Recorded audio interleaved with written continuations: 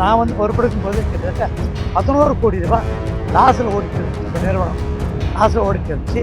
இது கிட்டத்தட்ட இந்த வருஷம் 55 கோடி ரூபா லாபத்தில் வரும். போன ஆண்டு 32 கோடி ரூபா தாண்டி வந்துச்சு. இந்த வருஷம் 55 கோடி தொடும் என்ற அளவுக்கு நாங்கள் எதிர்பார்க்கணும். பண்பாடு மையமாக அமைந்துள்ள காரணத்தினால் மாறிலிருந்து வரவங்க யார் வந்தாலும் நீங்கள் வந்து பார்க்க போகணும். எல்லா விலைவாசி ஏறும்போது இது உயர்வு தானே, கூடுதலாக வரதில்லை.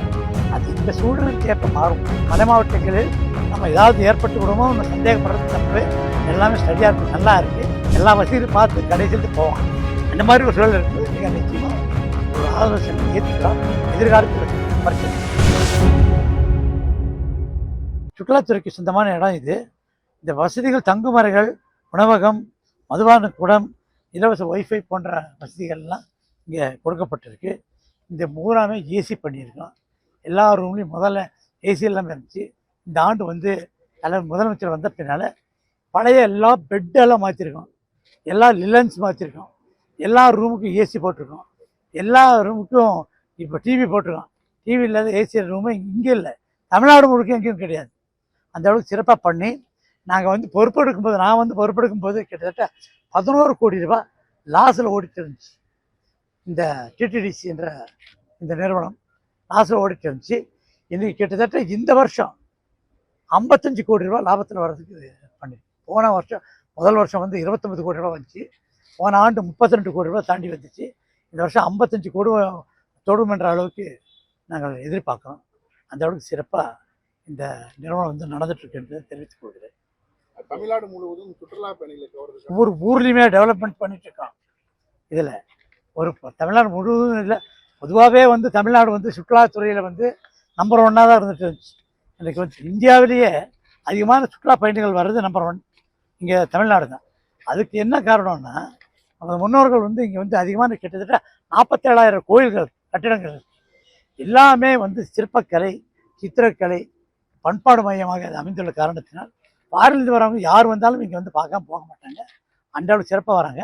இப்போ அது கூட வந்து நம்ம அரசாங்கம்லாம் வந்து ஒரு மிகப்பெரிய முயற்சிகளை எடுத்து எல்லா இடத்துலையும் இந்த சுற்றுலா வளர்ச்சி பணிகளை வந்து நாங்கள் செஞ்சுட்டு வந்தோம். இன்னைக்கு காலையில் கூட அங்கே போய் இப்போ இந்த மேலே ஜவ்வாது மலை போய் பார்த்துட்டோம்னா அங்கே ஒரு வளர்ச்சி பணிகள் அங்கே நடைபெற்று கொண்டு இருக்கிறது. அதே மாதிரி அங்கே ஏலகிரி மலை போய் ஏலகிரி மலையிலும் வளர்ச்சி பணிகள் நடைபெற்று கொண்டு இருக்கிறது. அதெல்லாம் இப்போ சீக்கிரம் முடிக்கணும்னு சொல்லி போய் பார்த்து சொல்லிட்டு வந்திருக்கோம். தொடர்ந்து பல இடங்களில் வந்து வளர்ச்சி பணிகள் வளர்ந்துட்டு இருக்கு.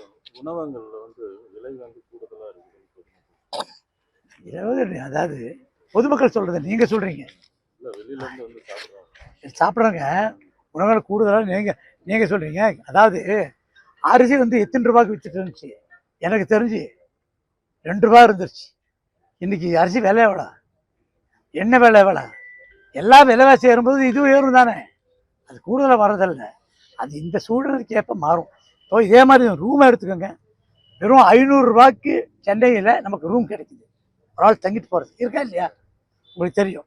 அதே இடத்துல 50,000 ரூபாய்க்கும் ரூம் இருக்குது தங்கிட்டு போகிறதுக்கு. என்ன காரணம், அதுலேயும் தங்குறாங்க, இதுலேயும் தங்குறாங்க. அந்தந்த வசதிகளுக்கு ஏற்ப அந்த ரூம் சார்ஜ் பண்ணுறோம். இன்றைக்கி போன வருஷம் வரை நீங்கள் பார்த்துருப்பீங்க, பூராமே இந்த ஹோட்டலெல்லாம் இப்படி இருக்கலை. இன்றைக்கி பார்க்குறீங்க ஒவ்வொரு ரூம்லையுமே எல்லாம் புது பெட்ஷீட் போட்டிருக்கு, புது பெட்டு போட்டிருக்கு, புது தலையாணை போட்டிருக்கு, புது டிவி போட்டிருக்கு. அப்போ கொஞ்சம் ரேட்டு திரும்ப இல்லையா, அதான் செலவு பண்ணாதான் முடியும்.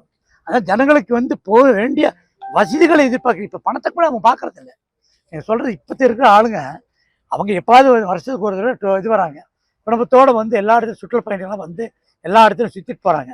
போகிற நேரத்தில் இந்த பணம் கூட முக்கியத்துவம் கொடுக்குறதில்ல.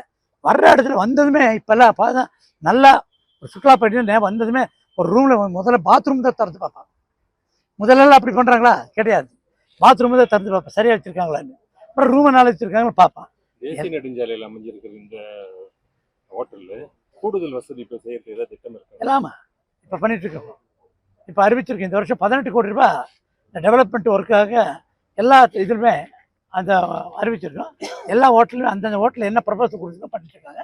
இங்கே கிட்டத்தட்ட ஒரு 60 கோடி ரூபாய்க்கு ப்ரப்போசல் கொடுத்துருக்காங்க. அதெல்லாம் செய்யப்படும். கூடுதலாக குழந்தைகள் விளையாடுறதுக்கு அந்த மாதிரி ஏதாவது ஏற்படுத்துறதுக்கு திட்டம் இருக்கு? பண்ணலாம், அது ஒன்றும் தப்பு கிடையாது. இடம் இருக்கிற மாதிரி எந்தெந்த இடத்துல என்ன வசதிகள் இருக்கும் அதுக்கு தகுந்த மாதிரி நம்ம செஞ்சு கொடுக்கணும். இப்போ கேரளா அரசாங்கம் பார்த்துட்ருக்கு, செஞ்சிட்ருக்காங்க. இப்போ வந்து அந்த துறைக்கு சம்மந்தப்பட்ட துறை வந்து இப்போ வந்து எல்லாம் ஆய்வு பண்ணிட்டு போயிருக்காங்க. ஆய்வு பண்ணி மலை மாவட்டங்களில் நம்ம ஏதாவது ஏற்பட்டு விடுமோ ஒன்று சந்தேகப்படுறது தப்பு. எல்லாமே ஸ்டடியாக இருக்குது, நல்லா இருக்குது. அந்த இடத்துல ஏற்படுத்தி மற்ற இடத்துலலாம் செக் பண்ணிட்டுருக்கோம் அப்படின்னு சொல்லிட்டு இப்போ செக் பண்ணிகிட்டே இருக்காங்க. அந்த மாதிரி பிரச்சனை இருக்கிற இடத்துல கட்ட விட மாட்டாங்க.